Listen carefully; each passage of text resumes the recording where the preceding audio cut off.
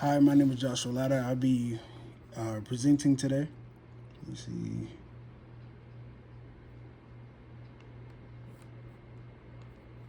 For my presentation, my chapter was the Fair Labor Standards Act for Management 446. Introduction. The Fair Labor Standards Act addresses major abuses that intensified during the Great Depression and the transition from agricultural to industrial enterprises. These include substandard pay, excessive work hours, and the employment of children in oppressive working conditions. The act was set up in 1938 and remains one of the most essential legislations on the American Employment Jurisdiction, U.S. Department of Labor, 2024. Developed amidst the Great Depression, the FLSA set rules for paying wages below which workers could not be paid, how workers were to be compensated if they worked extra hours, and banned employment of children below 14 years old, with some exceptions, of course. Being one of the most affecting pieces of legislation in the U.S. labor history, the FLSA remains a crucial contributor to the formation of the contemporary labor market and safeguarding the rights of captive segments of the population. There's three major parts to the Fair Labor Standards Act chapter. The FLSA is broken down into three parts: minimum wage, overtime pay, and record keeping, and child labor standards affecting full-time and part-time workers in the private sector and in the federal, state, and local governments. One of the first part is minimum wage. Minimum wage is a very big byproduct of the Fair Labor Standards Act in 1938, but it establishes a federal minimum. What is minimum wage? Is it establishes a federal minimum wage that employers must pay the most employees. States can set higher minimum wages, but they cannot pay less than federal standards. Like some states, like New York, pay more than like places like North Carolina or South Carolina or Virginia, or just kind of the whole DMV area. It depends on the houses. It depends on the wages of living down there, the cost of food, the taxes applied to that state, and etc. And also the type of jobs available, and also the population of that state. All factors into what the minimum wage would be. Overtime pay. This requires that covered non-exempt worker employees receive overtime pay at least 1.5 times their regular rate for hours worked beyond 40 hours a week per work week.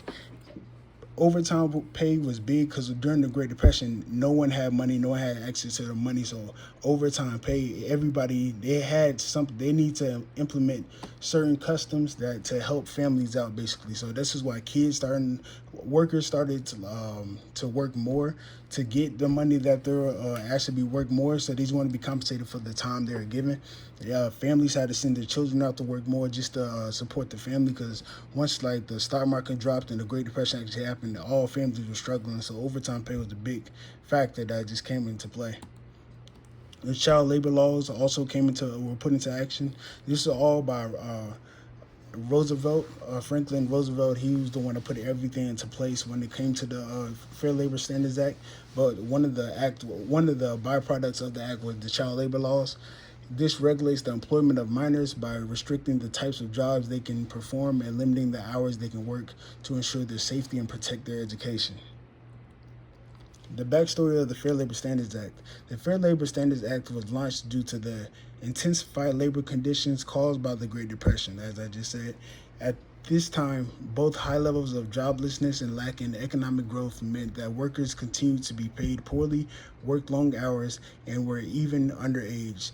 Many people had to go through a long day at work in risky conditions more often than not without just consideration. Lacking supervision from their government and the absence of legal norms, the workers had to endure terrible physical and economic abuse. The byproduct of the byproduct of the Great Depression. These problems were the main agendas of President Franklin D. Roosevelt New Deal, implemented to create fundamental changes in America that provided occupations and employees rights and protections via the FLSA. Passed on June 25th, 1938, the act sought to enhance federal wage and hours standards to safeguard vulnerable workers and reasonably stabilize the labor market by implementing minimum wages, restricting worker hours, and banning child labor. The FLSA aimed to improve the safety of the workers' working conditions. In order for him to even gain the election, Franklin D. Roosevelt promised this to his people before he even got in house. So this is one of the big missions. This is like a stamp of his election, his candidacy. The effectiveness of the FLSA, which is the Fair Labor Standards Act, once again. The FLSA has successfully promoted largely standard employment practices that are reasonable and free for employees and companies.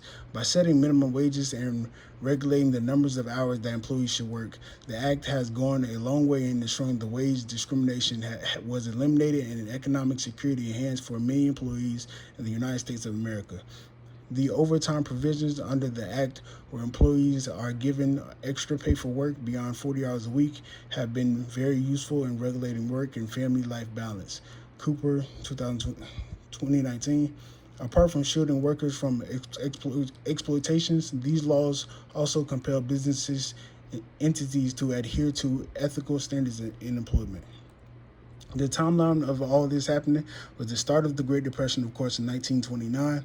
Roosevelt became president after he promised to actually assist with the Great Depression in 1933.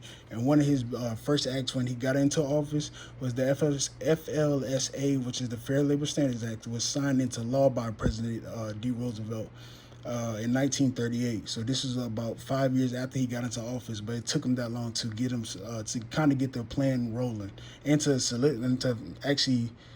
He said he had a plan, but to actually come up with a solid plan that would work like minimum wage, child labor laws, taking care of women and children, and railroad workers, which were the biggest people who directly benefited from it, besides them and women and children.